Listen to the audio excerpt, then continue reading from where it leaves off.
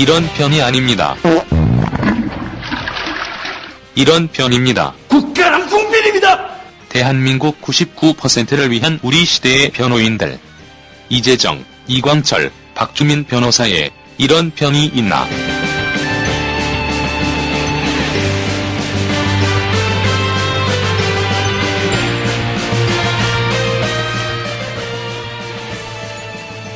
예, 여러분 안녕하세요. 여전히 이재정입니다. 이변입니다. 네, 또 다른 이변입니다. 아유, 박변은 어디 가셨나? 네, 박변은 밖에 있네요. 아유, 여러분 이런 변이 있나 첫 방송입니다. 대망의 독립 첫 방송. 예. 네. 근데 한 변이 없네요. 예, 그동안에 이재정 변호사님의 구박과 멸시와 조롱을 참고 버틴 보람이 있었습니다. 예, 박변 들어오셨네요. 예, 죄송합니다. 들어왔는데 앞에 피자가 놓여 있네요. 감사합니다. 잘 먹겠습니다. 예. 아유, 참. 진짜 대망의 첫 방을 위해서 우리 시그널도 이렇게 준비해 주시고 우리는 어떤 식으로 인사를 드려야 될까 막 고민도 많이 했는데 그 모든 시나리오를 일각에 무너뜨려버리게 만든 이 박변의 전화벨 소리. 예, 죄송합니다. 그리고 또 전문 방송인이야? 또 전화를 받으러 나간다? 다른 사람들은 막 전화 꺼놓고 막 이러는데, 그럼 우리는 아마추어인가? 아니, 저는 통상 전화 오면은 보통 한 1분 정도면 받을 수 있기 때문에 그런 줄 알았는데 정말 죄송합니다. 예. 여전히 개편되고 더부살이를 마쳤지만 계속되는 구박. 잘하라고요. 예. 그러니까 잘하라고요. 반성하겠습니다. 박주민 변호사님 눈은 어떠신가요? 내가 좋아님이 지금 질문해 주셨는데. 눈 괜찮아졌습니다. 많이 괜찮아졌고요. 예. 지금은 보는데 전혀 지장이 없습니다. 예, 오늘은 좀 뭘 좀 보고 사시겠네요. 진짜 떼고 오셨어요. 거북이 등딱지 같은 거 이게 눈에 붙이고 계셨는데 오늘 떼고 오셨네요. 가리실 때가 더 멋있긴 했어요, 왠지. 그런가요? 우리 첫 방송 또 같이 축하해 주시자고 한 분 더 모셨어요. 그야말로 이런 변이 있나를 꾸준히 청취해 오셨다고 얘기하는데 그 말이 사실인지 아닌지를 기존 방송의 컨텐츠를 가지고 퀴즈를 내볼 생각입니다. 예, 팬 한 분이 계신데요. 팬이라고 청해도 되나요? 예. 팬님 목소리부터 슬금슬금 들어오세요. 예. 저는 한겨레 신문 정한봉 기자라고 하고요. 지금 육아휴직을 하고 있어서 강동구의 정아무개 씨로 살고 있는 정한봉이라고 합니다. 반갑습니다. 예, 어서 오세요. 이런 변이 있나 첫 방송 환영 게스트 이런 변이 있나의 팬 강동구의 정아무개 씨 오셨습니다. 환영합니다. 진짜 이런 변이 있나 계속 들으셨어요? 매해는 아니지만, 자주 듣고 있습니다. 그래서 그래요? 저번에 제가 알기로 오늘 음주방송을 한다고, 그래서 같이 오신 거예요? 그래서 왔는데, 여기 스튜디오네요, 여전히. 그래서, 좀 아쉬워하고 있는 중입니다, 예. 아니, 못할 건 없는데. 그래서 준비했지 않습니까? 예. 콜라. 예, 콜라 먹고도. 목 넘김이 달라가지고요. 예, 정한복 기자님 반갑습니다. 반갑습니다. 또 게시판에서 인사를 주시네요.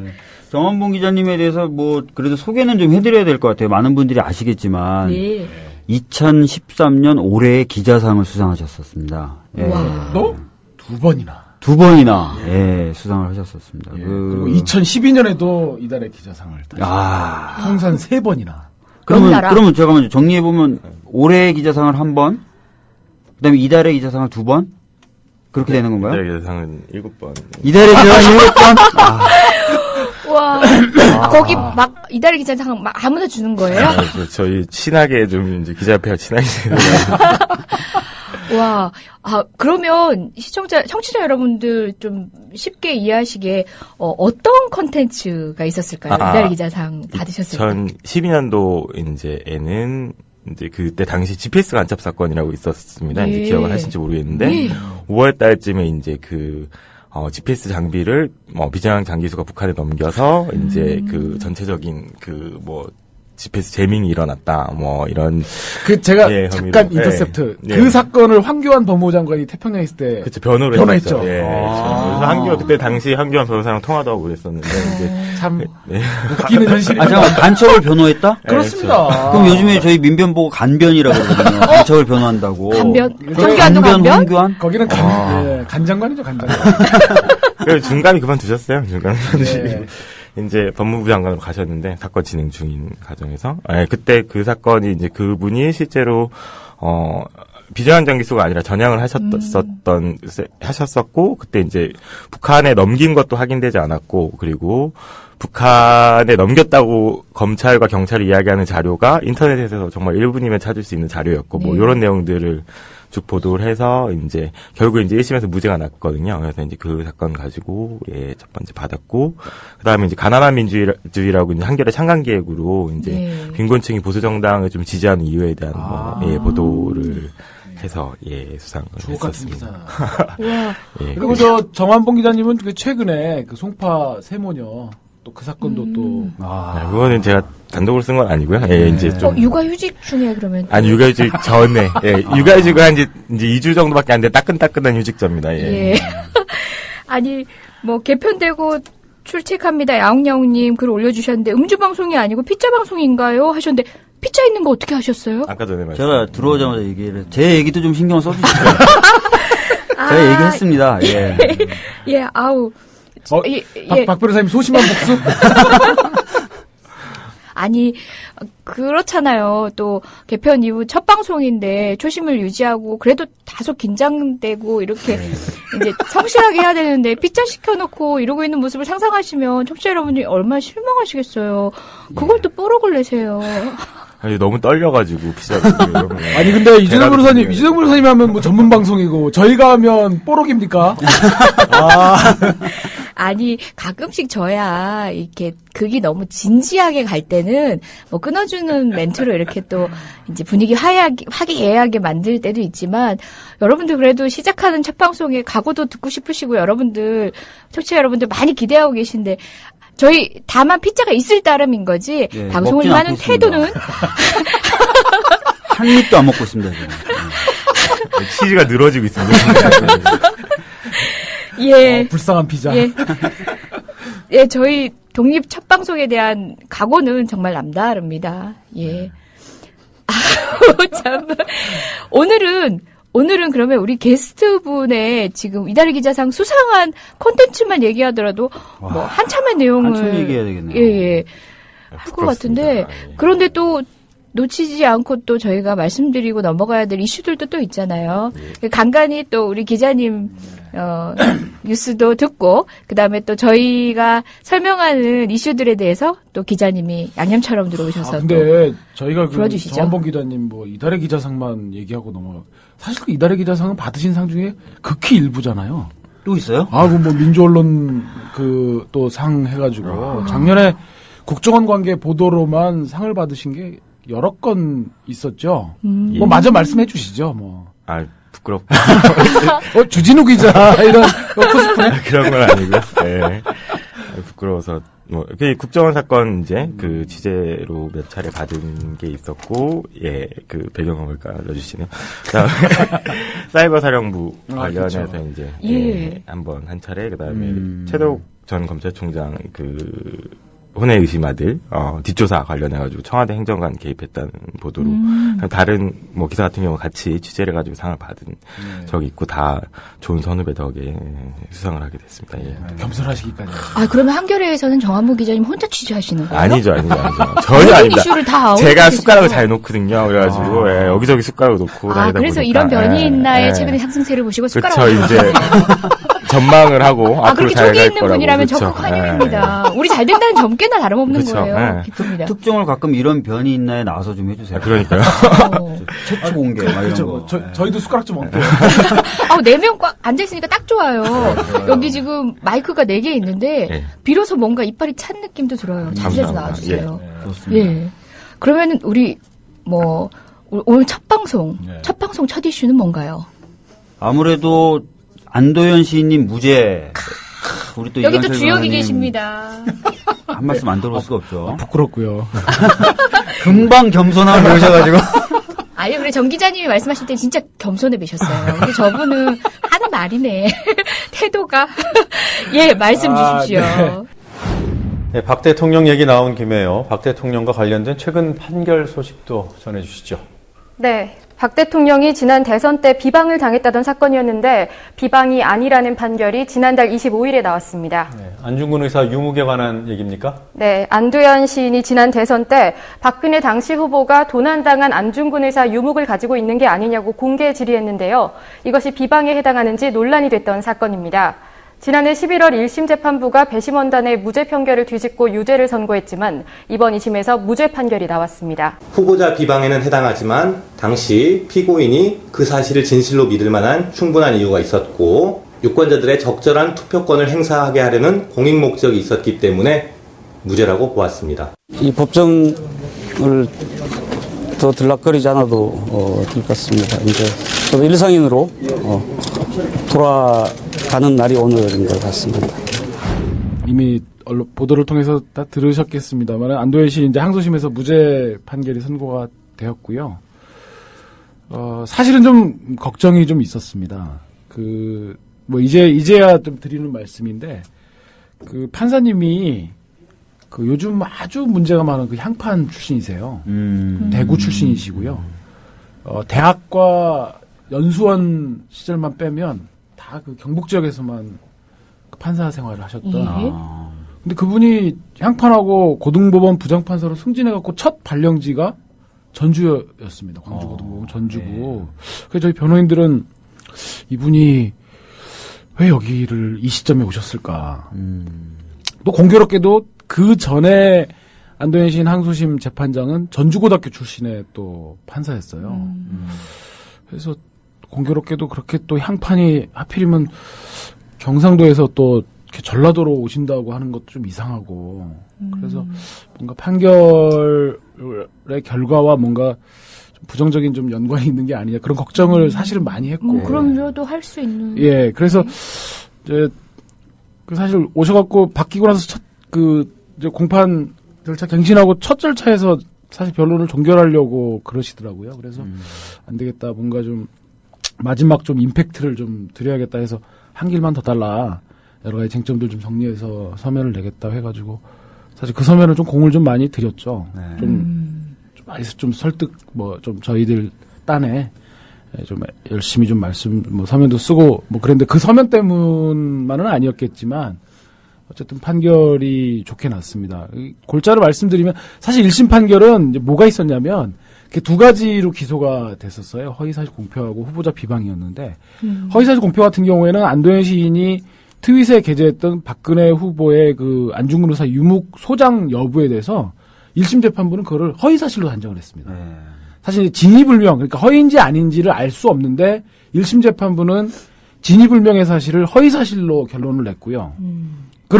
그렇지만 허위의 인식은 안 갖고 있었다. 여러 가지 자료라든지 또 여러 가지 전문 연구자들의 근거를 안도현 시인 나름대로 찾아봤기 때문에 허위의 인식은 없었던 걸로 보인다고 하면서 1심에서는 그 부분을 무죄를 줬었는데 이 재판부는 진위불명의 사실인데 그 진위불명의 사실에 대해서 그거를 객관적으로 허위라고 단정할 수는 없고 검찰의 입증이 얼마만큼 됐느냐라는 부분들을 봐야 한다.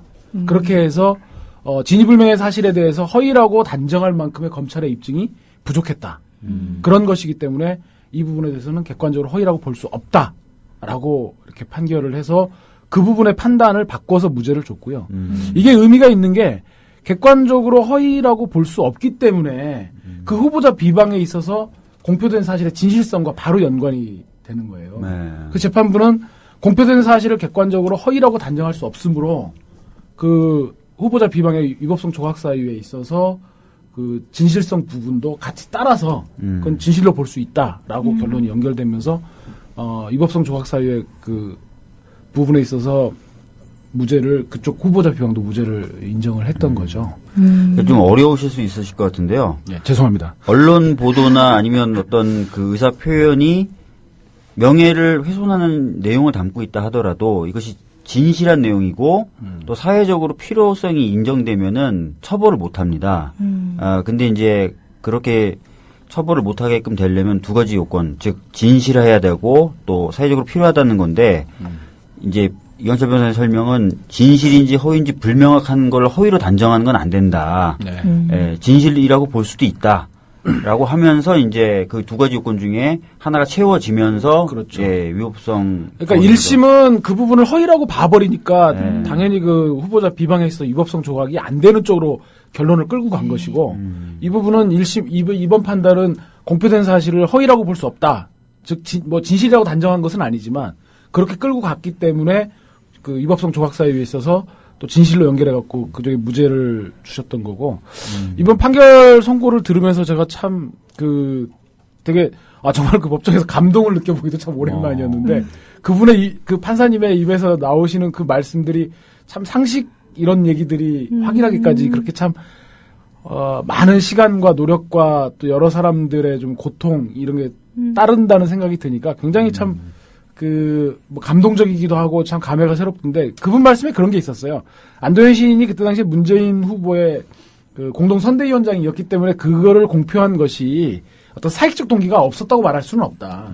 하지만 그 공표한 사실 관련해가지고 안중근 의사가 우리 그 근현대사에서 차지하는 역사적인 비중 그리고 그 안 의사가 남겼던 그 유묵에 관련돼서 대통령 후보가 관계돼 있다라고 하는 의혹은 굉장히 공적인 것이고 한 나라를 통치하겠다고 하는 대통령 후보로서는 반드시 검증돼야 될 내용이기 때문에 그 부분의 어떤 공익적 성격도 분명히 있는 것이고 그런 것이기 때문에 그 안도현 시인이 트위터를 통해서 그 공표했던 의혹들 자체가 공적인 문제 제기였다. 그런 것이기 때문에 그런 것들을 근거를 갖고 한 것을 처벌하는 것은 어쨌든 그 국민들의 표현의 자유라든지 이런 부분들 위축 억압할 수 있다라는 말씀을 하시는데 참 감동적이더라고요. 4월 1일 날 우리 국민TV가 개국을 했어요. 그래서 저기 지금 벽에 붙은 모니터에 보이시겠지만 국민TV 로고 다음에 뉴스K라고 보일 겁니다. 그 노정면 앵커가 진행하는 뉴스K가 9시부터 방송이 됐는데요. 그 거짓말같이 그 만우절날 뉴스를 첫 방송하면서 바로 그 내용, 그 안도현 시인님 그 혐의 내용과 관련해가지고 뭐 막 방대한 자료로 이렇게 리포팅을 했는데요. 사실 박근혜 대통령이 가지고 있을 수 있다라는 그런 의혹을 제기할 만한 여러 가지 근거들이 있었던 거죠. 그렇죠. 그럼요. 예. 그 간략히 그런 내용도 못 들으셨던 분들 기사 그러니까 모르는 사실 분들. 안도현 시인이 이제 그 출판사에서 이제 안중근 의사 전기를 써달라는 원고 청탁을 받았어요. 그래갖고 안도현 시인이 이제 이것저것 자료 조사를 하는데 안 시인이 뭐 저도 잘은 몰랐던 내용인데 그 안중근 의사가 이제 순국하시기 직전에 그 리순 그러니까 여순 중국의 여순 감옥에 이제 수감되면서 한 50여 점 이상의 유묵을 이렇게 붓글씨를 남겼다고 합니다. 뭐 우리 가끔씩 이제 안중근 의사 단지된 손가락 찍혀 있는 아마 그런 것들 보셨고 뭐 하루라도 책을 읽지 않으면 입안에 가시가 돋는다. 뭐 저하고는 무관한 내용입니다만 그런 붓글씨도 남기셨는데 그 중에 그 보물로 지정된 보물 569-4호로 지정된 그 치악의 악시자 부족여의 그러니까 거친 옷과 치악 악의 거친 옷과 악식, 거친 밥을, 부끄러워하는 자와는 무엇을 의논할 수 없다라는 그런 그 논어에 나오는 구절이라고 합니다. 그래서 그 붓글씨가 보물 569-4호로 지정된 국가문화재예요. 근데 이것만 유일하게 지금 현품이 사라져가지고 행방이 묘연합니다. 그런데 전문 연구자들의 연구에 의하면 안중근 의사 유묵에 관련된 최고 권위자, 학계 교수님들, 그리고 93년도 세계일보 기사, 그리고 이제 도록이라고 그래갖고 이제 그런 붓글씨나 이런 것들을 또 싣는 책 같은 것들 있잖아요. 전문 연구. 그리고 안중근 의사에 관련된 최고 권위를 갖고 있는 안중근 의사 숙모회가 펴낸 여러 가지 자료들에 의하면 그 소장자가 박근혜라고 적혀 있는 책자나 기록들이 굉장히 많습니다. 그리고 저희가 이번 사건 수사 기록에서 확인한 내용인데 1983년도 4월 달에 문화재청에서 현품 확인을 위해서 문화재 보존 실태 관리 조사를 나갑니다. 안중근 의사 숙모회로. 근데 거기 안중근 의사 기념관장이었던 이문욱이라는 분이 무슨 말을 남겼냐면 이 유묵은 현재 박근혜에게 소장되어 있으며 그 이전 교섭을 한 바 이전에 응할 뜻을 밝혔다라는 메모가 거기 나와 있어요. 이번에 그 문화재청이 이제 검찰에 낸 수사 기록을 보면 예 그래서 지금 이제 그 안 의사께서 남긴 그 유묵에 대해서 그래서 물론 이제 안도현 씨는 그 문화재 보존관리 실태 조사라는 거는 못 봤죠. 못 보고 여러 가지 책자, 그다음에 세계일보 93년도 기사, 그 다음에 또 2010년인가 11년도에 그 MBC 2580, 시사매건 2580에서 이 부분을 또 다뤘었어요. 거기 보면 그 중앙대 명예교수인 김호일 교수라고 안중근 의사에 관련된 또 권위자 중에 한 분이신데 이분이 인터뷰한 게 나와요. 그래서 아마 이게 청와대에 나오면서 영예가 가지고 갔다. 영예가 가지고 간 거 아니냐. 이제 이런 내용이 또 인터뷰 기사도 나옵니다. 근데 또 재밌는 건 김호일 교수가 법정에 나오셔갖고 그런 말씀 하신 적이 있죠? 그랬더니 아니요. 그런 적 없는데요. 버젓이 영상은 있는데도 불구하고. 네. 그래서 참 여러 가지. 그래서 이제 그런 여러 가지 기록과 자료들을 보고서 또 트위터에 그런 사진이나 이런 것들도 같이 올렸죠. 그래서 이렇게 나와 있는데 안중근 의사 유무에 관련돼서 박근혜 후보가 해명하라. 라고 이제 글을 올렸다가 기소가 되었던 그런 내용들이었습니다. 충분히 의혹을 가질 만한 여러 가지 사실들이 있었네요. 근거가 있었네요. 저희 지금 아마 우리 로즈 PD님께서는 사진을 한 장 찍으시더라고요. 게시판에 이제 정한봉 기자님의 모습을 보고 싶다는 요구가 있어가지고 사진을 찍어서 지금 아마 뽀샵 중이신 것 같아요. 저분이 뽀샵 전문 PD님이세요. 그런데 그 장면에 정한봉 기자님은 고개를 푹 숙이고 뭔가를 막 열심히 적고 계실 겁니다. 저 솔직히 두려웠어요. 지금 이광철 변호사님도 막 설명을 하시는데 다른 사람을 설득하기 위한 듯한, 그러니까 눈치를 계속 보세요. 정한봉 기자님의 눈치를 막 보시면서 설명을 하고 계시고. 이광철 변호사님. 전혀 안 보시는데. 괜히 이 필력 있는 이 기자님 옆에 계시니까. 아니, 무슨. 이게 괜히 의식이 되네. 뭘 그렇게 메모를 하셨어요? 사진 찍으시는 거 보고 이제 그 연출을 한 거죠. 연출이었나요? 그래서 뭔가 찝어내시기 위한 발언 과정에서 뭐 질문을 던지시거나 아니면 뭔가 오리를 잡아내시거나. 습관입니다, 습관입니다. 이렇게 기자님이 좀 우리가 그런 관계인가요? 부담스러워요. 그럼 검열을 해야죠. 뭘 그렇게 깨알같이 적어 놓으시고. 사건 전체적인 맥락을 파악하기 위해서 말씀을 여기 와서 공부를 해야죠. 이달의 기자는 달라. 지지난달 지지난달 기자. 그렇게 표현해야 되나요? 올해 기자. 올해 기자. 작년의 기자는 달라. 예. 오늘 진짜 저희 첫 방송 축하해 주시기 위해서 여러 또 조합원 분들의 이근 닉네임도 많이 보여요. 마네님, 인천달봉님 출첵해 주셨고 이렇게 있는 식구들도 관리를 해야 돼요. 우리 1위를 위해서 지금 달려가고 있는데 이렇게 댓글도 관리를 해주면서 방문해 주시는 분들 일일이 안척도 해야 되고 또 이슈도 놓치지 않아야 됩니다. 안도현 시인님 이 사건 같은 경우는 1심에서 국민 참여 재판을 했잖아요. 바로 국민의 상식. 지금 2심 항소심 판사님이 판결문으로 읽으셨지만 정말 상식적인 얘기를 이렇게 듣기까지 많이 돌아왔는데 국민은 이미 상식적으로 1심에서는 무죄를 선고를 했습니다. 그렇죠. 그럼에도 불구하고 1심의 판사님은 그 국민의 상식을 배반하셨죠. 그죠? 예, 저는 무엇보다 이번 무죄 판결에 나와서 참 기뻤던 게 작년 10월 달에 국민참여재판 결과 나오고 나서 정말 조중동이 가했던 융단 폭격 같은 특히 배심원들에 대한 모욕적인 언사들, 그러니까 지역주의의 포로가 되어가지고, 문재인 얼굴, 그때 이제 문재인 의원도 그때 방청을 했었거든요, 오전 재판을. 내려와서 또 그것도 이제 공격을 당했지만, 정말 지역주의의 포로가 되고, 문재인 얼굴 한번 보고 무죄 판결한 거 아니냐. 굉장히 분노스러웠었어요, 사실은. 그러니까 우리 이재정 변호사님이나 박주민 변호사님도 국민참여재판 그때 김어준 총수 사건 하셨지만, 그 자리에 앉아 계시는 분들이 바보가 아니잖아요.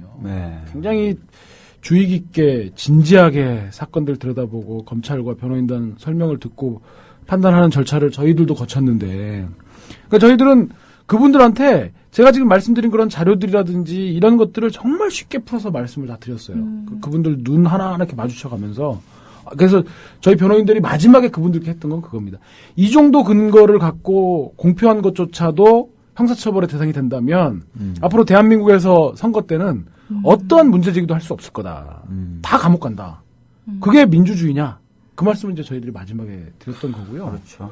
그러니까 그냥 생각나는 대로 박근혜가 도둑이다 이런 것도 아니고 정말 학계의 권위자들 그쪽 방면에서는 다 누구나 인정해주는 전문 서적들, 그 다음에 유력 중앙 일간지 기사들, 그리고 우리는 안시인은 몰랐지만 문화재청이 갖고 있던 그 자료들, 심지어 문화재청이 갖고 있던 자료 중에는 그런 것도 있었습니다. 유무계 소장자를 박근혜라고 적어놓고 정수장학회 손미자 이렇게 전화번호까지 적혀 있었어요. 그래서 저희가 검찰한테 그랬어요. 손미자한테 한번 통화는 해봤냐? 해봤대요? 안 했죠. 그래서 저희가 또 그런 얘기도 했어요. 당신들 박근혜 조사는 해봤냐? 옛날에 왜 17대 대선 때 이명박 그 후보가 그 이상득 형이랑 뭐 다른 뭐 엄마가 다르다 뭐 이런 막 의혹이 있었어요. 그때 막 기억나실지 모르겠는데. 그래 그때 검찰이 그 명예훼손으로 그 저기 수사를 하면서 이명박 후보 동의받아 갖고 입안에 그 구강세포를 채취해서 조사를 한 적도 있습니다. 그러니까 박근혜 후보가 무슨 저 정치적으로 정말 검찰이 어찌해 볼 수 있는 그런 뭐 대통령급 이어서 수사를 안 했다 이거는 말이 안 되는 거고요. 필요하다면 서면 조사를 한다든지 서면 질의서를 보내서라도 그런 부분들의 문제제. 그러니까 저희가 그런 얘기를 했거든요. 우리가 검찰이라면 이런 거 정도는 서면 질의를 해봤겠다. 손미자 아냐? 이문욱이라는 사람하고 그때 그런 얘기 한 적 있냐? 아까 이문욱 제가 말씀드렸잖아요. 그런 얘기도 안 했. 그런 것도 조사 안 하고 무조건 뭐 안도현 시인 보고만 나쁘다 이렇게 얘기를 했는데 어쨌든 저는 이제 그 무죄를 받아서 그 배심원들이 그때 받았던 그런 모욕들이 그분들의 정말 명예가 이렇게 회복된 것 같아서 무엇보다도 감사했죠. 예. 아니 그때 융단폭격 맞을 때 국민 참여 재판 자체가 문제가 있는 것처럼 보수 언론에서 자기가 기존의 그 참여제들을 평가했던 거하고는 태도가 180도 바뀌어가지고 자기의 논조도 바꿔가면서 그렇게 막 융단폭격을 했잖아요. 그 당시에 또 그 기자 누구죠? 김민지 씨인가 조민지 씨인가 있었어요. 예, 그 기사 두 개가 막 비교되면서 금미소 아니 미소가 아닙니다. 뭐 동종 그러니까 이런 경우들은 어때요? 그러니까 중앙일보가 저희들이 특별히 문제 삼는 이유가 연재로 국민참여재판의 장점들 그래서 확대돼야 된다는 취지의 기사를 썼고 또 그 기사가 너무 잘 됐다는 취지로 자기네들이 무슨 상을 받는 게 있는데 거기 아마 그 기사를 내보냈었나 봐요. 상을 아마 받지는 못한 것 같은데 그랬다가 이 사건이 터지고 또 마침 이어서 주진우 김어준 총수의 국민참여재판이 연속적으로 터지니까 싹 입장을 바꿔서 똑같은 기자가 국민참여재판이 정치적 사건에선 사용돼서는 안 된다. 이런 기사를 막 쓰더라고요. 어때요, 보시기에?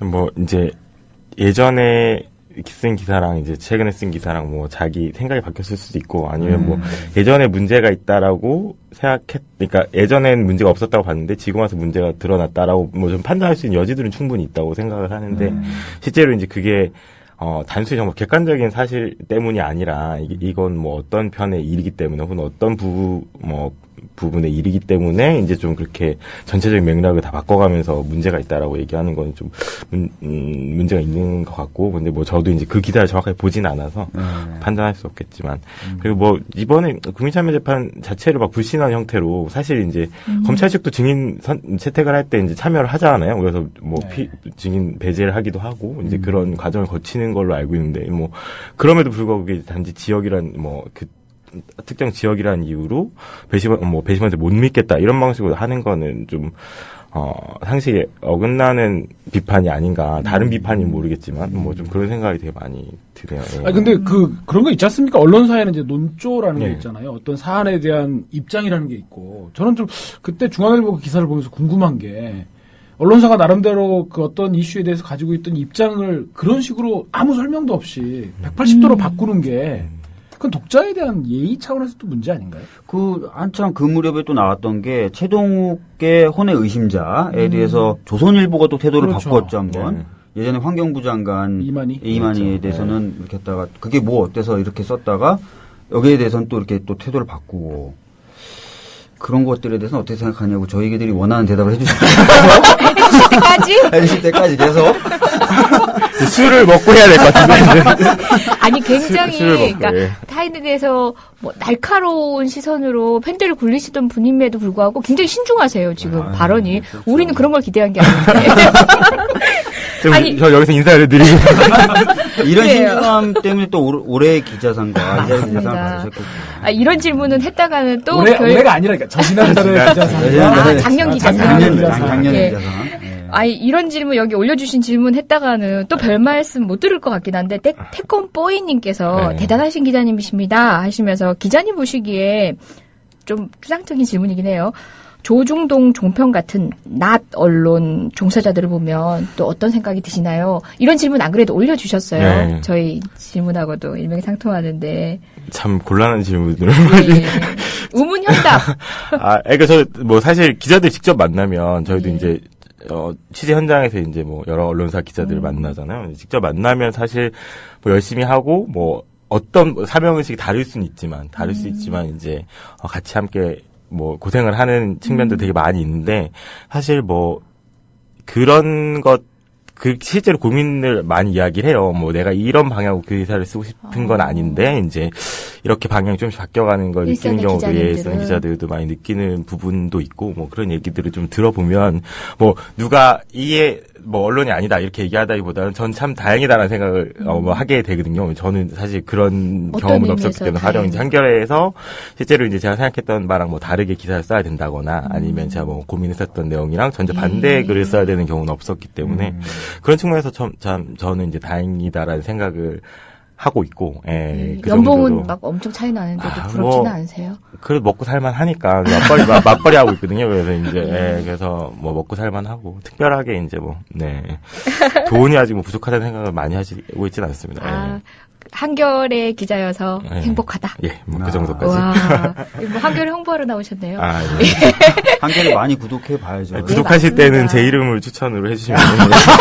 그러면 무슨 특별한 혜택이 돌아가는 게 있나요? 이제 약수한 수당이 나오거든요. 예. 뭐 제가 보기에는 수당도 수당이지만 그 회사에 대한 뭐 이렇게 충성도. 그렇죠. 제가 원래 충성을 잘하는 사람이에요. 아니 그리고 또 우리 정한봉 기자님에 대한 격려의 방식이기도 할 것 같아요. 한겨레 신문을 구독하실 때는 정한봉 기자님. 예. 근데 여기 디폭스님이 그런 글을 올려주셨네요. 저도 강동구 사는데 어느 동 사세요? 아, 저 성내동 3동. 저는 보은병원 인근에 사는데. 이렇게. 아, 보은병원 저희가 그쪽으로 좀 더 동쪽으로 더 가면 보은병원이라고. 아유, 지역 소식. 이런 깨알 같은 배려가. 아이, 청취자분들에게 감동을 줄 수 있어요. 강동 구민도 배려하는 구민TV에. 예, 맞습니다. 작년에 또 국정원 여러 가지 소식들 계속 팔로잉 하면서 뭐 여러 가지 기사들을 쏟아내셨는데, 지금도 아직 마무리되지 않은 이슈들이 참 많잖아요. 예. 이렇게 손을 넣고 육아휴직으로 들어가면서 여러 가지 갈등도 좀 있으셨겠어요. 갈등은 많이 없었고요. 예. 너무 고생하셔서. 그런 건 아니고.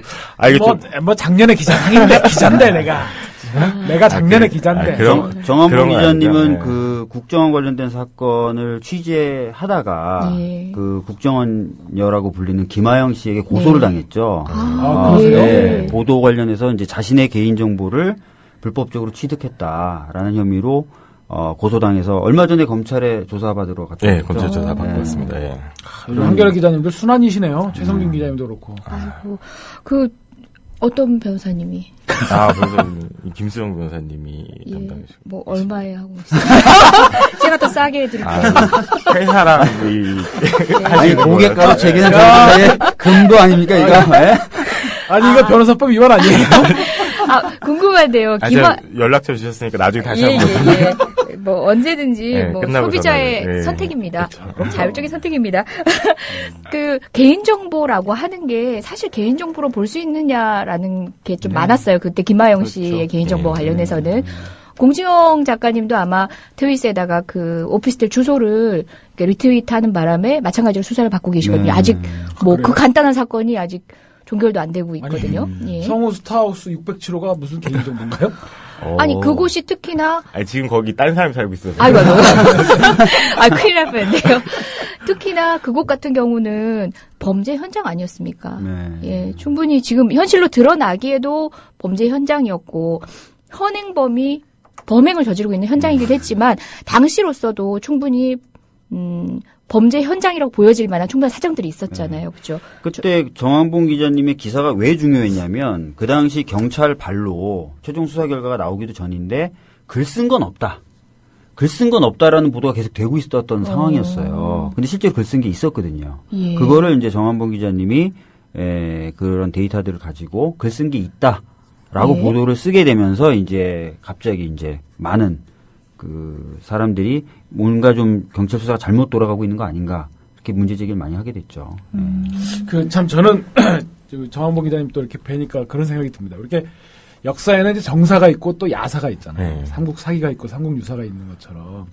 그게 2012년 12월 달에 벌어졌던 국정원과 관련된 그 이후에 드라마틱한 그런 부분들이 이제 정사로 정리될 부분이 있고 그 이면에 정말 한 개인의 도드라진 그런 부분들, 또 정한봉 기자님 같은 그런 부분들이 정말 이렇게 또 삼국유사처럼 이렇게 다른 부분이 있을 것 같아요. 제가 정 기자님 저도 이제 이 사건 관련해 갖고 뭐 그때 오늘의 유머 또 그 관리자분하고도 저도 한번 같이 뵌 적도 있고 또 이렇게 보면 뭐 저는 그런 생각이 들거든요. 그 국정원 그 사건이 진짜 권은이라고 하는 사람이 만약 없었다면 그게 지금까지 왔을까 하는 생각도 들고 또 그 과정에서 한결에 또 정한봉 기자님 같은 그런 역할이 없었다면 또 여기까지 왔을까 하는 생각도 들고 이게 물줄기마다 이렇게 그런 부분들을 생각하면 이렇게 정사에서 느끼지 못하는 그런 감동 이런 게 좀 느껴집니다. 사실 두 분 변호사가 저랑 나름 인연이 있으신데 네. 지금 이광실 변호사님은 아마 그때 설 연휴 때 설 연휴 때 한번 만나 뵀었고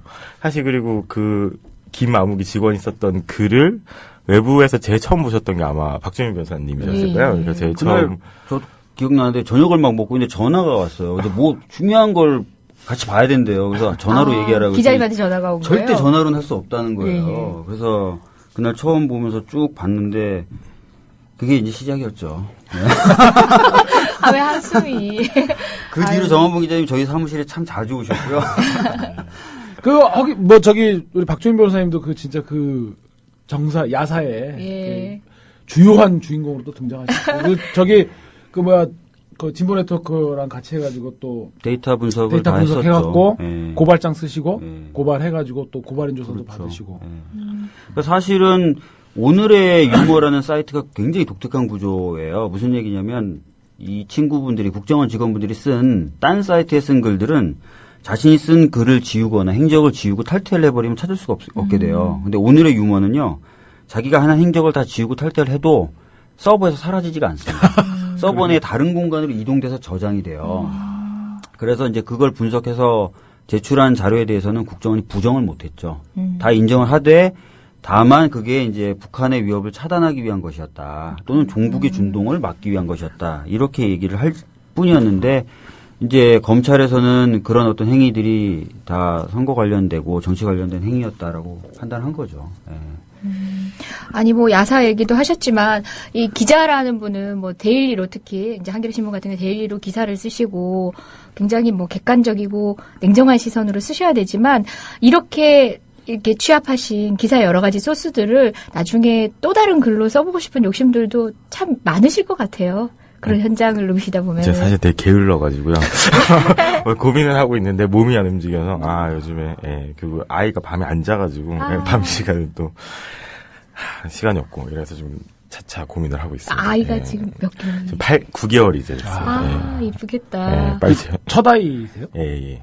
그러면 지금 실제 육아를 직접 전담하고 계신 거죠? 전담은 아니고 이제 그 휴직을 지금은 같이 하고 있고 2개월 후부터 이제 혼자 전담을 아마 한 4, 5개월 정도. 그럼 지금은 이제 트레이닝을 받고 계시겠네요. 교육받고 수습을 수습기간이네요. 2개월 이후부터는 정육아. 네, 정육아. 예.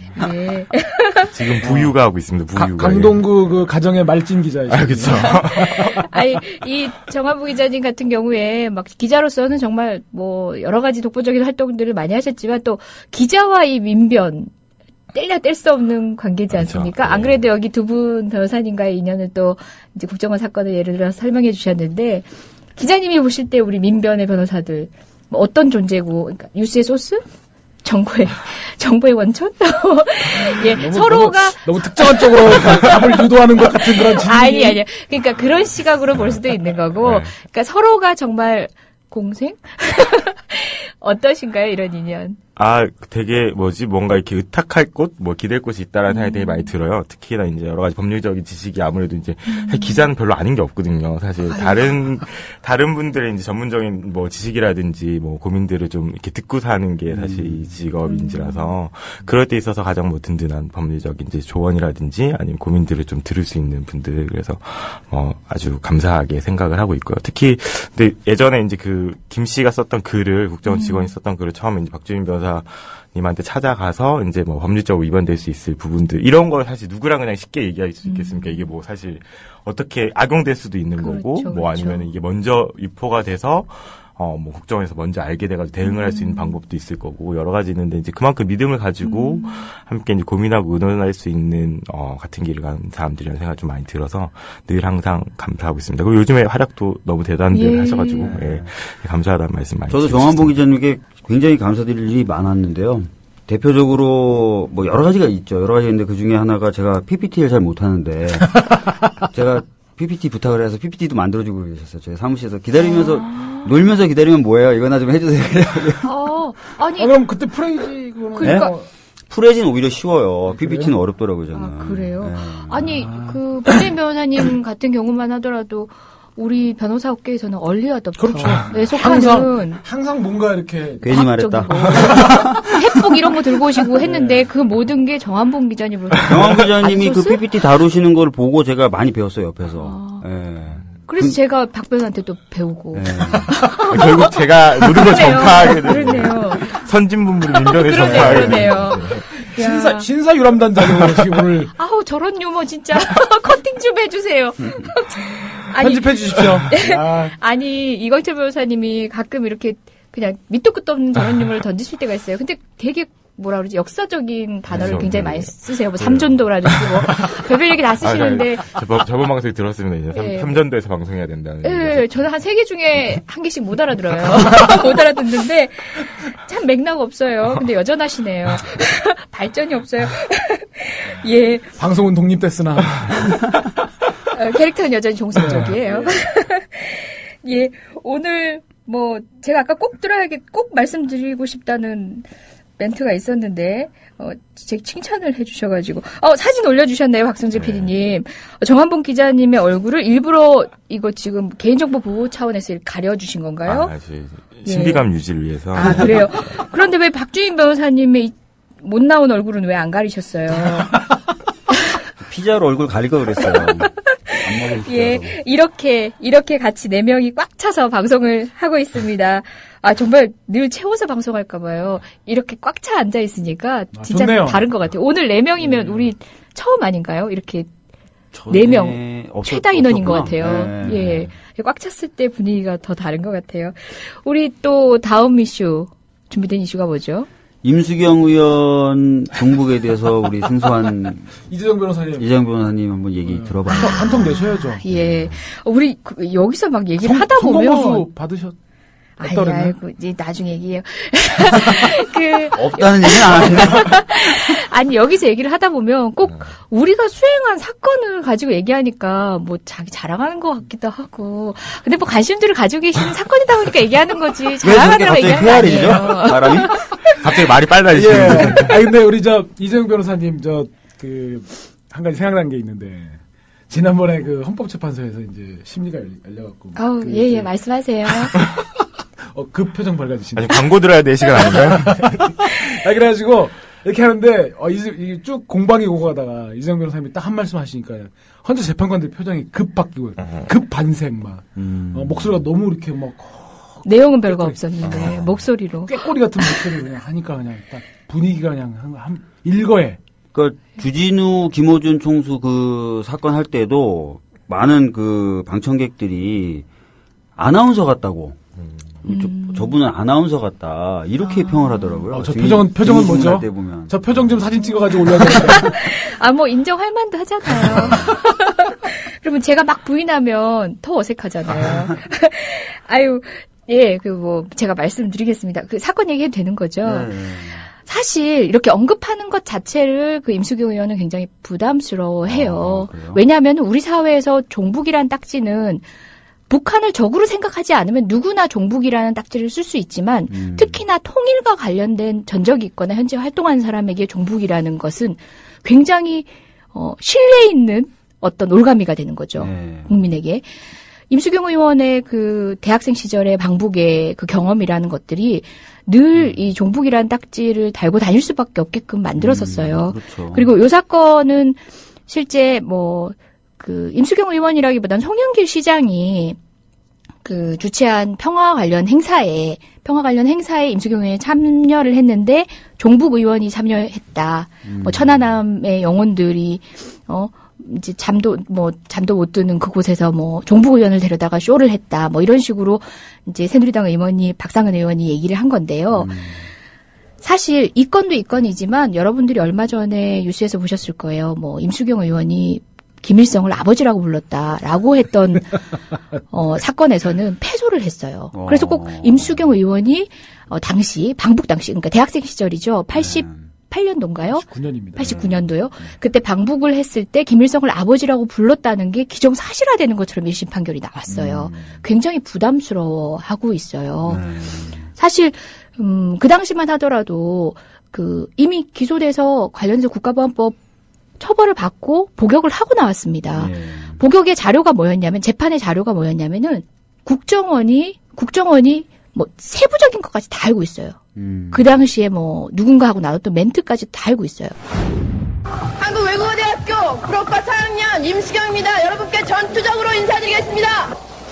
남북 청년학생 공동선언문. 남과 북의 우리 청년 학생들은 조국은 하나다라는 외침으로 이 선언을 시작한다. 1. 우리는 자주 평화, 민족 대단결의 원칙에 따라 조국을 통일하기 위하여 끝까지 투쟁한다. 남한에서는 통일은 곧 자경이고 통일은 곧 용공입니다. 하기 때문에 지금 미국과 노태우 일당은 통일이라는 말만 들어도 이상하게 미친 듯이 발광을 합니다. 그래서 아마도 지금 제가 평양에 도착한 것을 지금 이제 그들도 알고 있으라고 생각을 하는데 아마 지금 굉장히 고민을 하면서 제가 돌아올 때 어떻게 하면은 지금 전대협이라는 조직을 와해시킬까라고 아마 생각을 할 겁니다.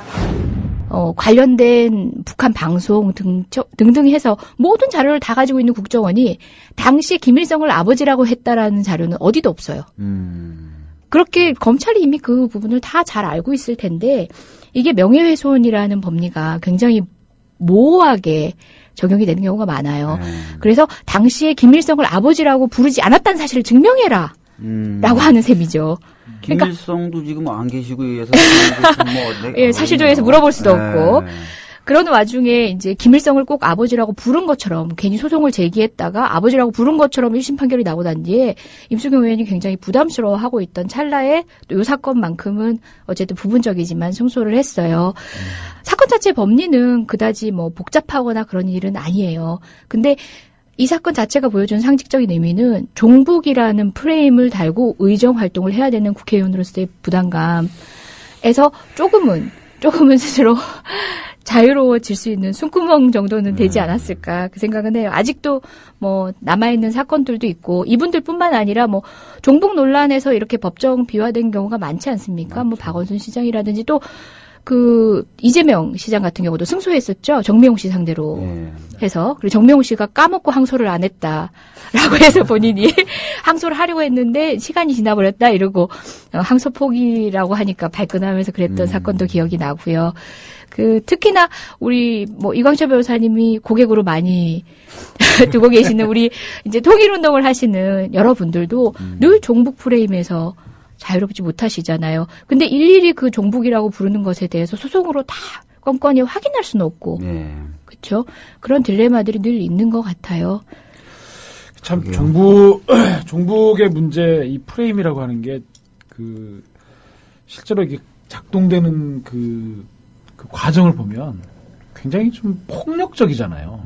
그러니까 너 종북이야 이렇게 딱지를 딱 붙여버리면 일단 무슨 건강한 토론이나 대화가 안 되는 겁니다. 네, 맞아요. 그리고 그걸 가지고 지금 이재정 변호사님 말씀하셨지만 문제 삼기도 어려워요.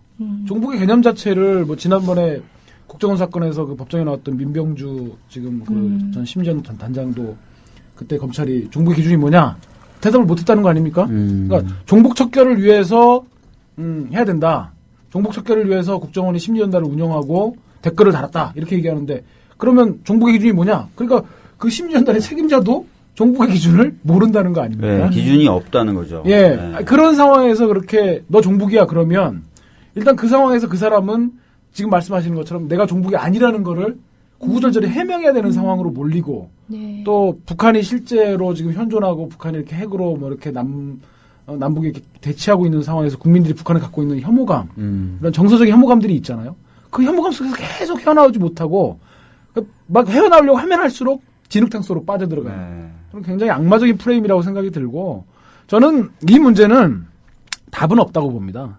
정말 공격적으로 정면 돌파해야 되는 거고 저는 그래서 한때 그런 생각도 했거든요. 그래 나 종북이다 어쩔래? 그래 나 종북이다 어쩔래? 이런 좀 공격적인 자세를 가져야 되고 특히 저는 이제 그런 부분에서 민주당이 정말 각성을 해야 된다. 이제 새정치민주연합이 됐지만 특히 안철수 대표도 정말 본인이 대한민국을 한번 대통령을 한번 해보겠다라는 꿈을 갖고 있다면 이 종북 프레임에 대해서는 단호하게 맞서는 좀 원칙적인 자세가 필요하다. 특히 이 민주당 기존의 민주당과 또 새정치민주연합이 좀 그런 자세를 갖지 않으면 다음 대선도 저는 힘들다고 봅니다. 네. 보면은 종북이 근데 좀 저는 모르겠어요. 너무 섣부른 진단인지 몰라도 약간 한풀 꺾인 것 같아요. 뭐 변모 선생님이나 이런 분들이 식당 주인도 종북이다. 종북 딱지를 여러 군데 막 붙이다 보니까 스스로 좀 약간 스텝이 꼬이면서 이제는 종북이 좀 많이 가라앉았다는 느낌이 좀 들고요. 예전에 미국의 메카시즘 같은 경우도 막 확장되다가 육군 장성들까지 겨냥을 하게 됐거든요. 그러니까 이제 바로 죽어버렸어요, 사실은. 너무 이게 아무나 다 종북, 공산주의자다, 간첩이다 막 하다 보니까 더 이상 안 되는 거죠. 예. 그래서 저는 더 그럼에도 불구하고 공경이 여전한 곳이 바로 그 통일 운동을 하시는 분이라든지 임수경 의원처럼 통일과 관련된 활동에 전력이 있는 사람들 그리고 또 통합진보당 뭐 일상적인 활동에까지 종북이라는 프레임으로 어쨌든 옥매고 있는 게 바로 그 일반인에 대해서 종북이라고 하면은 코미디처럼 분류가 되어버리지만 없는 사실은 아닌 그러니까 북한을 적이라고 이렇게 하는 그 십자가 밟기를 감히 못하는 이제 경향성을 가지고 계신 분들 좀 설명이 이상한가? 예, 그런 활동을 근저에 두신 분들이 오히려 고립되어서 공격되고 있지 않나, 공격되어지고 있지 않나 그런 생각이 들더라고요. 전 기자님도 궁금해요. 그러니까 뭐 국회의원분들이든 정치인이든 누구든 간에 이 북한과 관련돼 있거나 뭐 특히 대북 관련 국정원의 업무와 관련돼 있으면 굉장히 몸을 사리시는 경우들이 많더라고요. 근데 기자분들 역시도 그 북한 문제에 있어서는 그 아무나 이렇게 용기 있게 다가가기가 쉽지 않을 것 같아요. 그런 부분이 존재하지 않나요? 그러니까 북한 관련 보도 제가 이제 딱히 북한 관련한 보도는 해본 적이 없어서 잘 좀 그 직접적인 대답은 못 드릴 것 같은데 실제로 종북이라는 말 자체가 사실 북한을 따른다라는 뜻이 돼버리는 거잖아요. 그래서 사실 친북은 충분히 있을 수 있다는 생각하고 아니면 그 북한과 교류를 열심히 해야 된다라는 방식의 이제 이 이야기들이 모두 종북으로 몰고 가는 그러면 사실 많은 사람들이 사실 전쟁해야겠다라고 여론조사를 해보면은, 전쟁해야 됐다고 대답한 사람이 몇 명이나 되겠습니까? 그럼 나머지는 다 종북 내지는 친북인 거죠, 사실. 전쟁이 아니라 교류를 해야 되고, 우리가 만나야 된다라고 얘기하는 사람들은. 그런 포괄적인 그 애매한 기준도 없는 거 가지고 이제 종북이라는 이름 하나만 다 붙여가지고 이제 공격을 하는 것들에 대해서는 굳이 두려워할 필요는 없다. 물론 이제 이전부터 계속 그게 평생 동안 공격을 받아오셨던 분들에게는 또 다른 문제가 될 수 있겠지만 오히려 이거 되게 희화시키고 정말 그럼 정말 아까 전에 이광철 변호사님이 이제 말씀하셨던 것처럼 그 종북이라는 거에 대해서 이제 그게 문제가 아니다라는 방식으로 좀 이야기하는 것도 좀 필요한 것 같고 실제로 자기가 간첩이 아니면 되잖아요. 그러면 될 것 같다고 생각하고 좀 자신감을 가질 필요가 있을 것 같기는 해요. 그래서 그래서 뭔데 이제 다만 아까 전에 이제 이재정 변호사님이 말씀하셨던 것처럼 평생 동안 그런 이제 낙인 좋은 글씨들을 또 안고 살아오셨던 분들을 그렇게 공격을 하는 건 전 또 그건 또 법적으로 되게 좀 강하게 대응을 할 필요가 있다. 그래서 차라리 종북 기금을 만들어서 종북 기금 정말 만들어가지고 이제 평화와 통일을 위한 또는 이제 그런 걸로 피해받는 분들을 위한 어떤 보호 조치를 하는 걸로 만들 수도 있고 저는 좀 괜찮은 것 같아요. 종북 기금 법적인 절차들이 좀 필요하지 않을까라는 생각이 듭니다. 사실 이제 지금 중간에 끊어야 될 시간인 것 같은데 이 종북 프레임 안에는 사실 국가보안법이 있습니다. 근데 되게 웃기는 게요. 사실 국가보안법이 그런 종북에 굉장히 좀 근거 같은 것들이 되는 게 생각해 보십시오. 지금 사실 국가보안법이 없다면 사실 우리가 북한에 대해서 우리 사회에 진짜 북한의 주체사상이라든지 김일성주의라든지 이런 부분들을 따르는 분들이 또 있을 수 있잖아요. 근데 국가보안법 때문에 그런 분들에 대한 정면 비판과 공격이 안 돼요.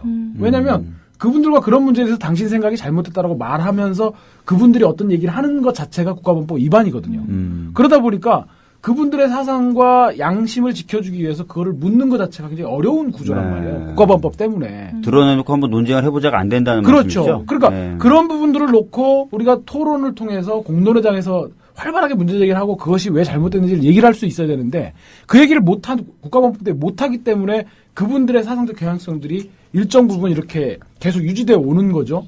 또 그 부분이 또 그런 종북 프레임의 가장 또 사실 약한 고리이기도 하고요. 그래서 사실은 이 종북 프레임을 공격적으로 우리가 돌파하려면 국가보안법을 반드시 없애줘야 합니다. 맞습니다. 한겨레 신문이 대표적인 종북 신문이잖아요. 저도 한겨레 통일문화상도 매년 이제 선정해서 주고 계시고, 그죠? 아마 작년인가요? 작년에는 송영길 인천시장님이 아까 그 임수경 의원을 종북 의원을 데려다가 행사를 했던 송영길 인천시장님이 아마 받았던 것 같아요.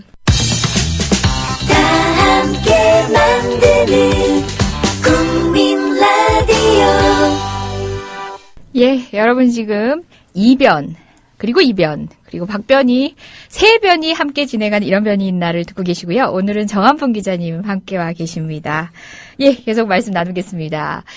2부 첫 멘트 전 준비했어요. 일단 질문이에요. 정한풍 기자님에 대한. 예. 대박을 계속 치시잖아요. 대박집의 비결. 남들 넣는 거 다 넣어요. 이런 식의 대박집 아저씨들이 얘기하는 말 말고요. 예. 목이 좋아가지고. 목이 좋아서요? 목이 좋아서. 다리가 좋아가지고. 이렇게 특종 단도 기자상 받는 기사들이 쏟아지는 데는 이유가 있을 것 같아요. 특별히 반문화를 즐기셔서 많은 빨대들이 도처에 꽂혀 있다라든지. 전혀, 없습니다. 예, 대박집의 비결은 뭔가요? 일단 정말 작년에는 운이 좋았고요. 그리고. 그런 얘기 좀 하지 마. 어떻게 저 수능 수석하셨나요? 운이 좋아서. 교과서로만 공부했는데. 우리 박주민 변호사님이 또 교과서 운운 한번 하셨다가. 저는 운 별로 안 좋은데. 3월 21일 이재정의 70.5. 지난번에 제가 전국구 나왔을 때. 예. 최강욱 변호사는 이상하게 제 캐릭을 잡아주셔가지고, 대원해고의 서울법대인데, 찬데서 지낸다, 이래가지고, 제가 최근에 좋은데요? 집회 나가서 발언만 하면 사람들이 뒤에서 대원해고 이렇게 구호를 외쳐주세요. 저는 이제 선행학습이나 이런 것도 못했었고 또 저희 아버님이 공무원이시다 보니까 저희 아버님 원칙대로 공무원이세요. 그래서 과외 같은 거나 학원 같은 거는 공무원 자식이 갈 수 없다라는 입장이셨어요. 그래서 학원도? 예, 그래서 선행학습도 못했고 학원이나 과외를 학원을 다니거나 과외를 받아본 적이 없었죠. 그래서 공부를 무지하게 했습니다. 무지하게 하는 동안에 어떤 시기였냐면 이제 제가 이제 외모를 신경 쓰면은 공부를 못 한다. 그래서 거울을 3년 내내 한 번도 안 봤어요. 그랬구나. 그래서 이 지경이 됐어요. 이 지경이 됐구나. 그때 거울만 봤어도 좀 잘생겼었을 텐데. 그리고 이제 여자에 관심을 가지고 공부를 못 한다더라. 그래서 땅만 보고 다녔어요. 남녀공학인데. 참 제가 이제 작년에 취재하면서 느꼈던 게 정말 세상에 좋은 분들이 참 많구나라는 생각을 되게 많이 했던 거예요. 그게 빨대 아닙니까? 아니, 그쵸. 그건 아니고. 아니요, 그쵸? 아니요, 그쵸. 아니요, 그쵸. 알아서 이제 해석하시면 될 것 같고. 이제 좋은 분들 많이 만나셨고, 이게 되게 자기 이익과 무관하게 어떤, 사실을 알려야겠다. 또는 필요하다라고 이제 이야기를 해주시는 분들이 상당히 많이 만났거든요. 근데 그런 분들을 만날 수 있었던 게 운이 좋았다고 이제 지금까지 말씀드리고. 그런 분들은 어떻게 만나나요? 길을 가다가 만날 수 있는. 여러 가지 방법을 통해서 이제 찾기도 하고, 예. 인터넷 검색을 해서 찾기도 하고, 여러 가지 위치에 있던 분들을 또 취재를 하다 보면은 또 이게 만날 수 있는 분들을 물어 또 찾을 수도 있고, 이런 여러 가지 방법들이 있었고요. 그리고 특히 또, 이제 한겨레에서 또 많이 넌 이거 열심히 해라, 이렇게 얘기해 주셔서. 식상해. 진짜. 참. 이런 말 들으라고 한 질문이 아닌데. 특종을 많이 하시는 기자님들 보면은 예. 성격이 약간 독특하다거나 네. 이런 분들이 좀 있어요. 네. 제가 아는 분들, 주진우 기자나 이런 분들 약간 좀 독특하시잖아요.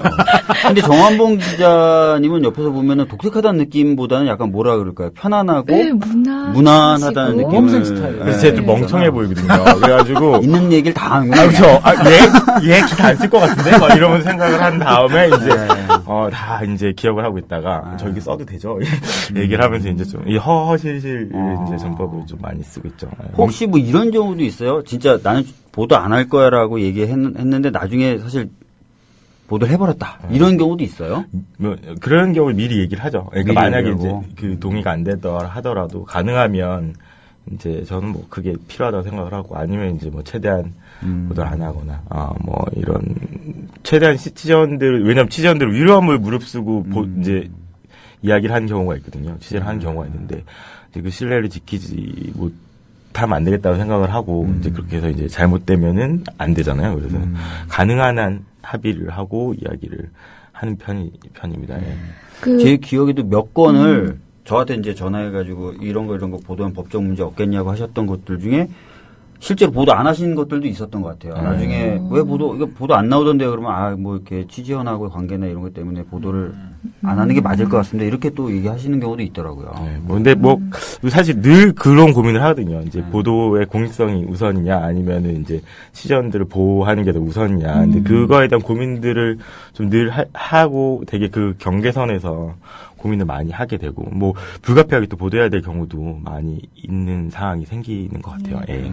아까 잠시 뉴스 나가는 동안 말씀드리니까 우리 그 국정원 관련한 보도들 중에는 그 정한풍 기자님에게 우편으로 예, 어떤 내용들이 전해져가지고 그게 그 특정 보도의 어떤 근거 자료가 됐었던 경우도 있다고 했는데 그 말씀도 한번 줘보시죠. 예, 그 박원순 서울시장 제안 문건하고 이제 반값 등록금 공세 차단 문건이라고 이제 문건 2개였는데 이제 그게 이제 어느 날 이제 회사로 이제 우편으로 이제 왔었던 거예요. 근데 사실 이게 참 답답한 게 진위 확인을 해야 되잖아요. 사실 이게 뭐 누가 만든 거일 수도 있고 뭐 조작일 수도 있으니까 사실 역으로 조작일 수도 있어서 이제 진위 확인을 하려고 이제 그게 더 힘들었죠, 사실은.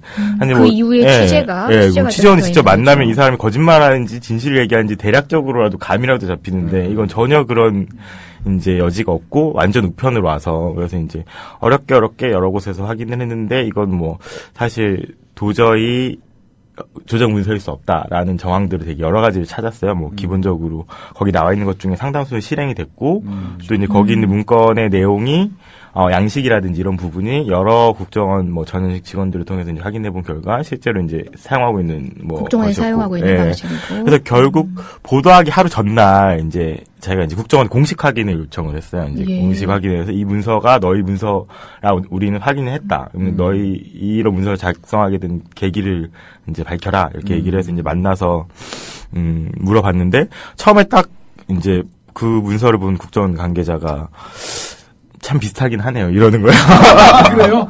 양식이 되게 비슷하다면서, 뭐, 자기도 한 10년 정도 이상 정보보고서 작성한 부서 있었지만, 상당히 비슷하다라고 이야기를 하면서, 이제, 이거는 근데 우리가 이제 들어가서, 뭐, 그, 보안 폰트라든지, 폰트 같은 데 다 보안이 걸려 있대요. 그래서 약간씩 다르다고 하는데, 조사해보면 하루 만에 나온다라고 이야기를 하더라고요. 그래서, 그럼 어차피, 뭐, 내일 보도할 거니까 오늘, 뭐, 오전, 이제, 오후 낮 중에, 이제 연락을 달라고 하고, 이제 보도 준비를 하고 있었는데, 갑자기, 여러 번 복사가 돼서 확인이 힘들다. 뭐 단기간 내에 확인할 수 없겠다라고 얘기를 하고 다시 또 나중에 시간이 지나니까 양식이 좀 많이 다르다. 그래서 아까 전 처음 만났을 때는 거의 똑같다고 하셨잖아요. 그러니까 자세히 보니까 좀 다른 것 같다고 하면서 계속 미뤄졌죠. 그리고 결국에는 뭐 한 일주일 정도 지나고 보도가 나온 이후에도 이게 사실 우리가 확인할 수 있는 게 진짜의 가능성 몇 %, 가짜의 가능성 몇 % 정도로밖에 확인되지 않는다. 뭐 이런 식으로 계속해서 진위 확인들을 좀 미뤄왔었던 것. 지금 이제 그 2개 문건 관련해서는 이제 제가 사실은 이제 고발장을 써가지고 그 이후에 이제 수사 상황을 조금 뭐 모니터링을 했고 그런데 그때 검찰이 이제 그 문서를 검증을 했었어요. 그 화학약품 처리가 되는 게 국정원 뭐 그런 양식이 있다고 그러더라고요. 그래서 자기네가 그 자체적으로 검증을 해본 결과 국정원 양식이 아니다. 이제 그렇게 해서 사실 이제 무혐의 쪽으로 지금 결론이 난 것 같고 그래서 제가 이제 의견서를 하나 냈죠. 그래, 그럼 양식은 좋다 그래. 내용을 그럼 확인해 봐라. 거기에 나와 있는 내용대로 국정원이 그런 문건들을 만들어 가지고 어떤 박원순의 그런 것들을 차단하기 위한 공작들을 실제로 한 내역들이 상세히 나와 있고 또 그거 갖고 이제 서울시에서 또 자체 분석을 또 했잖아요. 거기 나와 있는 것 중에 실행된 것, 또 실행된 것으로 의심되는 정황들 이렇게 쭉 정리했으니까 그 부분들 해갖고 좀 수사를 더 해봐라.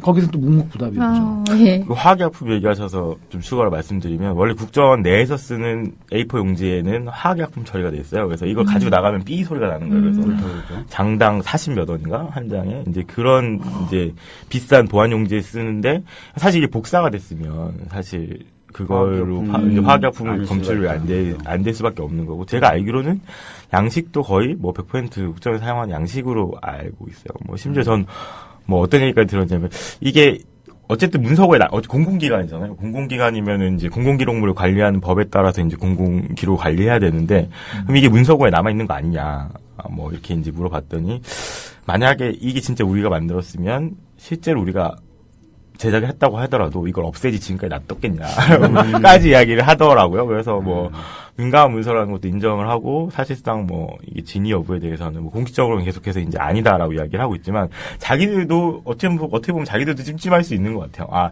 이거 진짜 만들었었나? 이거 기억이 안 날 수 있고. 아니 사실 거기 저기 이름이 거론된 국정원 직원들 있잖아요. 추 뭐도 있고 뭐 추모 씨도 있고 다 있는데. 그 사람들 데려다가 이 문건 만들었는지 물어보면 될 것을. 그 조사는 안 한 걸로. 그러니까 화학약품 처리해가지고 국정원 생산 문서가 아니다. 결론 내고 끝. 뭐? 복사본이었기 때문에 그거는 화학약품에 반응할 필요가 없죠. 아니 뭐 저희가 대박집의 얘기를 하고 있었는데 뭐 음식의 대박집이든 이 기자 대박집이든 대박의 비결은 늘 비결 같은 것 같아요. 네, 평범하고. 네, 평범하고. 네.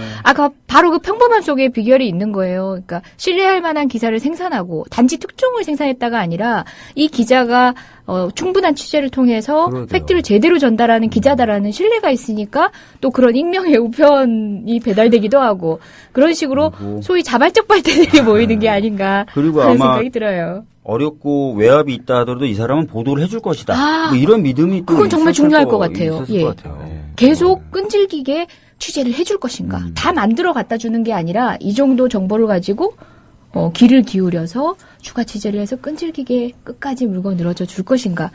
그런 신뢰를 받고 있는 바로 그 기자님께서 제 왼팔 옆에 앉아 계십니다. 왼쪽 옆에 앉아 계십니다. 저 건너편.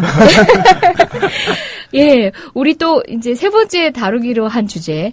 정봉주의 전국구에서도 감히 할 수 없는 주제. 헌법재판소 판결 관련된 브리핑. 우리 변호사들만 할 수 있는 주제입니다. 전국구에서 저희 경쟁 상대인가요? 전국구가? 너무 신경 쓰지 마시죠. 아이, 왜 그러세요? 삼전도 서력을 주지 말고. 저희는 어쨌든 공적으로 1위를 목적으로 하지 않고. 아이고, 삼전도라 그러시니까 여기 정한봉 기자님께서 역사는 좀 짧으신가 봐요. 삼전동이라고 그러시더라고요. 저기 잠실에 있는. 아니, 삼전도가 멀어서 삼전동에서 그냥. 그럼 삼전도도 알고는 계신가요? 알죠. 예. 뭔데요? 제가 검색을 해보고 말씀드리겠습니다. 예, 그럼 검색하시는 동안 우리 박주인 변호사님도 또 쾌거를 올리셨잖아요. 그게 마지막이십니다. 사실 그게 쾌거라고 얘기하기가 좀 부끄러운 부분이 좀 있어요. 예. 그러니까 야간에 집회와 시위가 있죠. 집회는 보통 제자리에서 하는 그걸 말하고요. 네. 시위는 이동하는 집회를 보통 시위라고 합니다.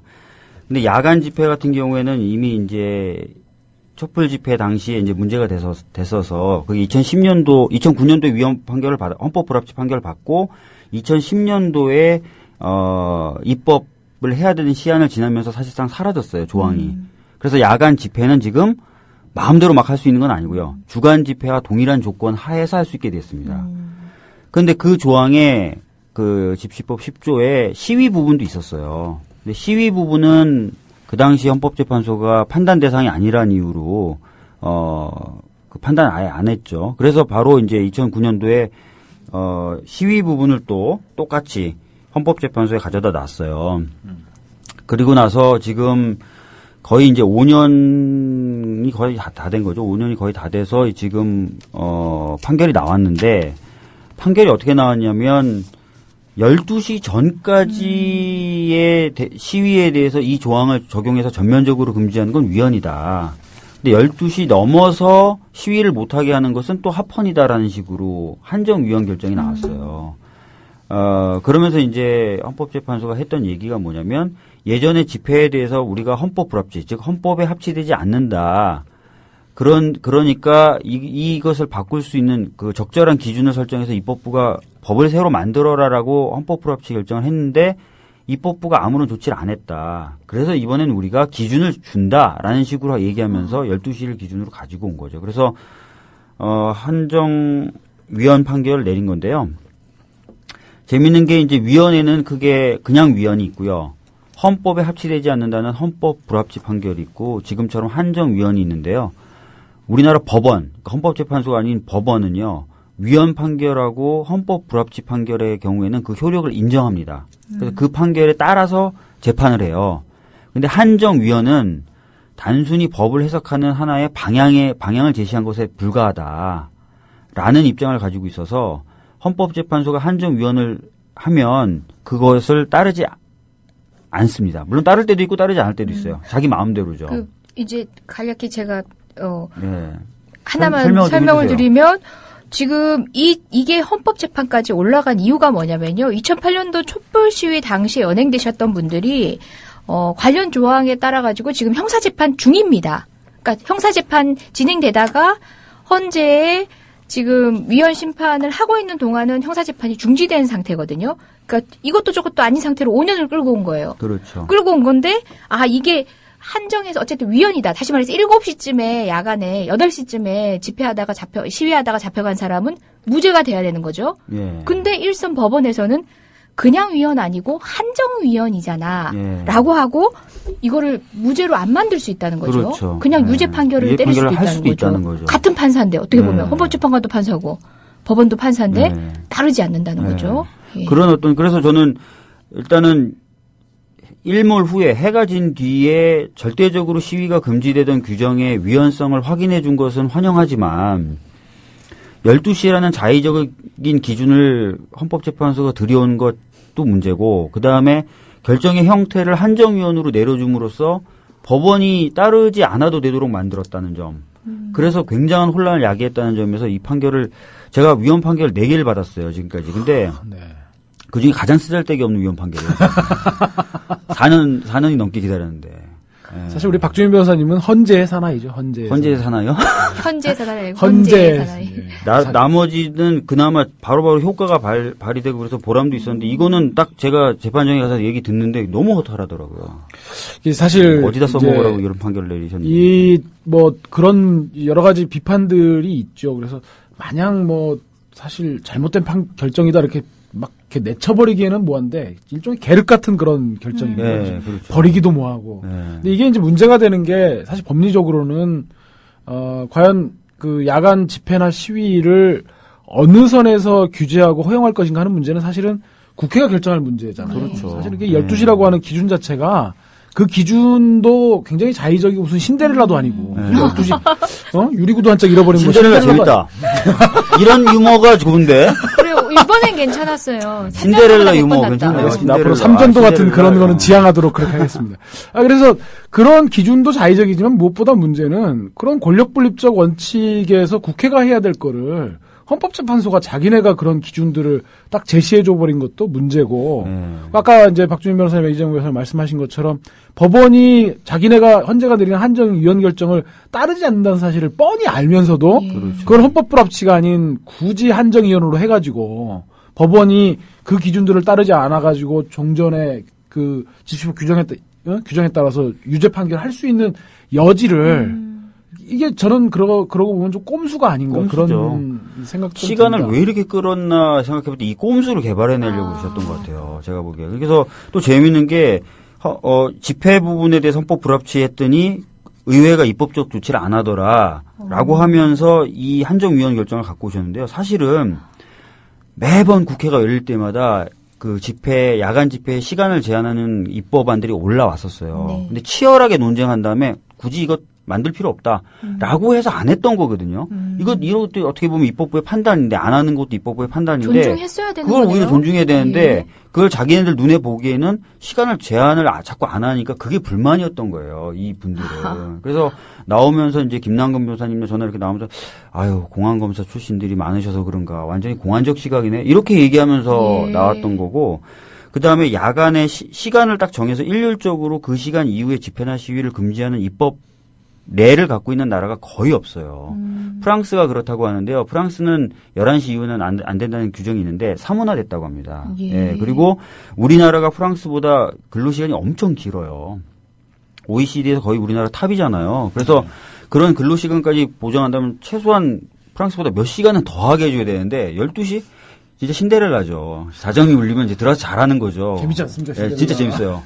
간만에. 예, 근데 간만에 성공하셨어요. 이 야간 집회나 야간 시위를 금지하는 규정이 사실은 통행 금지가 있던 시기에 만들어졌던 규정이에요. 예. 근데 통행 금지는 없어진 지 한 6년이 되는데 야간 집회 금지나 야간 시위 금지는 지금도 결국은 살아남게 된 거죠. 이렇게 그러니까 헌재 재판관님들이 왜 이러실까 이런 생각을 많이 하고. 예, 그러니까 아마 이제 그렇겠죠. 헌법 불합치를 결정해 버리면 그 규정의 법적 효력은 상실되고 또 국회에 지금 현재 의석부포상 야간 집회나 시위를 규제할 만한 법을 국회 선진화법 때문에 또 새누리당이 만들려고 하면 어쨌든 의회에서 통과될 가능성은 적고 그러니까 헌재 재판관들 입장에서 야 이거 규제는 해야겠는데 헌법 불합치하면 아예 그냥 야간 집회 시위 전체가 다 규제가 안 되는 그런 현실을 이분들이 못 견딘 거죠. 못 견딘 거죠. 네.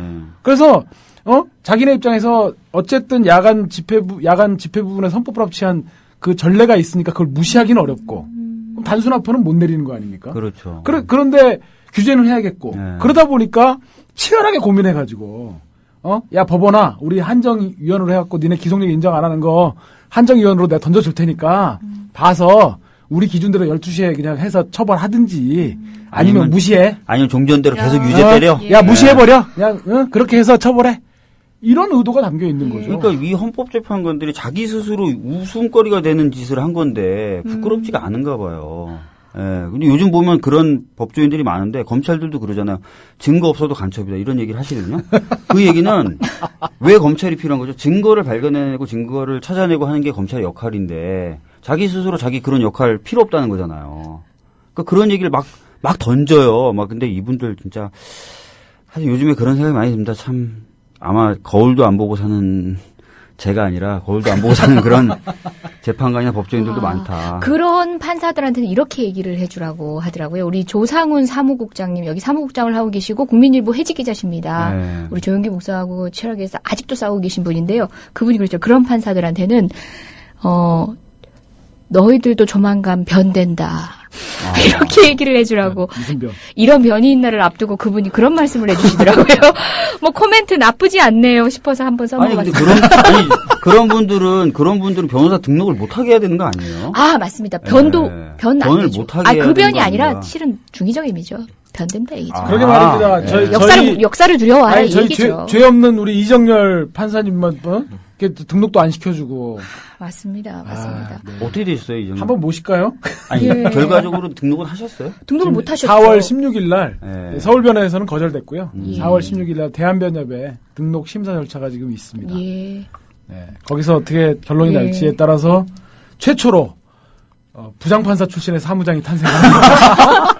저희 이광철 변호사님이 고용하신 사무실 같이 하시려고 하셨잖아요. 저희 사무실에서는 그렇게 방침을 정했습니다. 이번에 대한변협이 거부를 하면 그러니까 그분이 원하세요, 강력하게. 예, 사무장으로 등록해 진짜 달라. 우리 법조계에 전례 없는 그러니까 변호사 출신, 그러니까 사법시험 합격자 출신의 사무장도 전례 없는 일이고 부장판사 출신의 사무장이 탄생한다는 이 빅뉴스가. 예, 진짜 조만간 한번 여쭤서 말씀 들어봐야겠네요. 저희가 1시간 반에 그것도 뉴스를 가운데 끼우고 이렇게 하다 보니까 얘기 좀 이제 발동 걸린다 싶은데 이제 마무리해야 될 시간이 다 돼가요. 또 우리 손님도 또 모셨는데 이 또 마이크 놓을 줄 모르는 변호사님들이 계셔가지고 고정하시죠, 그냥. 자기 얘기들만 하고 계시니. 주진우 기자님처럼. 그럴까요? 그럴까요? 좀 더 간을 보시겠답니다. 이런 변이 이제 대성불은 남은지. 숟가락을 얹어도 되는지. 네, 그렇죠. 감을 좀 더 보시겠답니다. 지금 제가 간 보는 게 아니라 이재정 변호사님이 저를 간 보고 계시고. 아이고, 무슨요. 이게 나와도 돼? 이러기. 아이고. 아니, 아까 말씀하셨잖아요. 습관성 심사 중. 심사하고 계시는 거예요. 늘 심사하고 계시는 거예요. 예. 저는 사람을 그냥 곧잘 판단합니다. 조심하세요. 예. 오늘 국민TV 첫 나들이시죠? 여러 번. 그러셨나요? 예. 저만 몰랐나요? 전 처음 오신 줄 알고 설레했었는데. 그래도 이재정이, 70점을 해. 이거 버릇 들었어. 이런 변이 있나에는 첫 나들이잖아요. 네. 또 첫 방송이에요. 독립된 첫 방송. 예. 어떠세요, 소감? 오늘 여러분들 만나 뵙게 돼가지고 너무 반갑고요. 식상해, 진짜. 습관성 멘트. 제가 하면 좀 따뜻하게 들리지 않나요?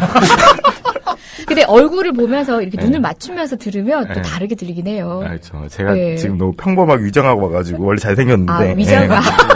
정말 어려운. 그쵸. 어려운 위장하셨네요.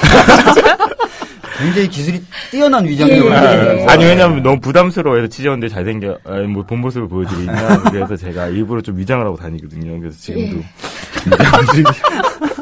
안 되겠는데, 고정이 안 됐어요. 제가 좀 심사를 더 해보고 말씀을 드리도록 고정하겠습니다. 고정하고 얘기하겠습니다. 예, 저희가 아까 쉬는 시간 잠시 말씀을 나눴는데요. 이분이 이제 육아휴직 동안은 한겨레 신문에 글 안 쓰시고 모든 특종은 이런 변이 있나를 통해서 내실 겁니다. 그지요? 예, 그렇죠. 단지 특종을 안 할 가능성이 있다는 걸 염두에 두시면. 예. 이제 정한봉 기자님의 모든 빨대는 이런 변이 있나 이것입니다. 그렇죠. 이제 아이들 이런 애들한테 듣는 이야기들 다 전달. 예. 이런 변이 있나 첫 방송 그래도 정한봉 기자님 오셔가지고 활기차고 즐겁게 열었습니다. 훈훈하고 따뜻하게. 예. 저희는 또 너무 더워. 다음 주에 더 뜨거워져서 돌아오겠습니다. 그리고 정한봉 기자님은 간 좀 보시고 여차하면 같이 승차하시는 걸로. 심사를 해주시면 처분에 따르겠습니다. 예, 여러분 오늘도 고마웠습니다. 다음 주에 뵙겠습니다. 네. 수고하셨어요. 수고하셨습니다. 다음에 뵙겠습니다.